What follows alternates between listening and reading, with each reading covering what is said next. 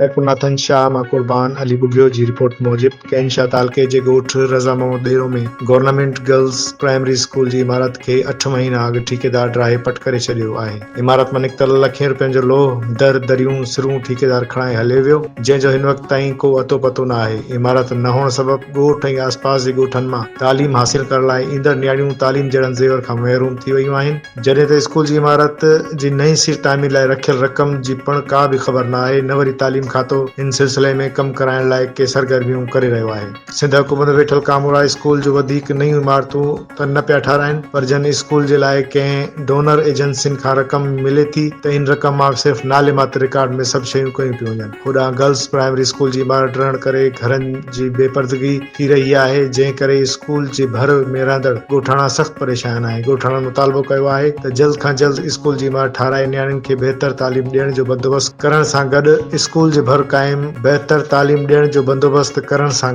School जे भरिसां क़ाइम घरनि जी बेपर्दगी बि ख़तम कई वञे। तव्हांखे हिकु भेरो ॿीहर ॿुधाईंदा हलूं त सैफुन्नाथन शाह मां कुर्बान अली बुगियो जी रिपोर्ट मूजिब कैनशाह तालुके जे ॻोठ रज़ा मोहम्मद ॾेरो में गवर्नमेंट गर्ल्स प्राइमरी स्कूल जी इमारत खे 8 महीना अॻु ठेकेदार ड्राहे पट करे छॾियो आहे। इमारत मां निकितल लखें रुपयनि जो लोह दरियूं सिरूं ठेकेदार खणाए हले वियो, जंहिंजो हिन वक़्त ताईं को अतो पतो न आहे। इमारत न हुअण सबबि ॻोठ ऐं आसपास जे ॻोठनि मां तालीम हासिल करण लाइ ईंदड़ नियाणियूं तालीम जहिड़नि ज़ेवर खां महरूम थी वयूं आहिनि, जॾहिं त स्कूल जी इमारत जी नई सिर तामीर लाइ रखियल रक़म जी पिण का बि ख़बर न आहे। न वरी तालीम खातो इन सिलसिले में कम कराइण लाइ के सरगर्मियूं करे रहियो आहे। सिंध हुकूमत वेठल कामूरा स्कूल जो वधीक नयूं इमारतूं त न पिया ठाराइनि, पर जन स्कूल जे लाइ कंहिं डोनर एजेंसियुनि खां रक़म मिले थी त इन रक़म मां सिर्फ़ु नाले मात्र रिकॉर्ड में सभु शयूं कयूं पियूं वञनि। होॾां गर्ल्स प्राइमरी स्कूल जी इमारत रहण करे घरनि जी बेपर्दगी थी रही आहे, जंहिं करे स्कूल जे भर में रहंदड़ ॻोठाणा सख़्त परेशान आहे। ॻोठाणनि मुतालबो कयो आहे त जल्द खां जल्द स्कूल जी इमारत ठाराए नियाणियुनि खे बहितर तालीम ॾियण जो बंदोबस्त करण सां गॾु स्कूल जे भरिसां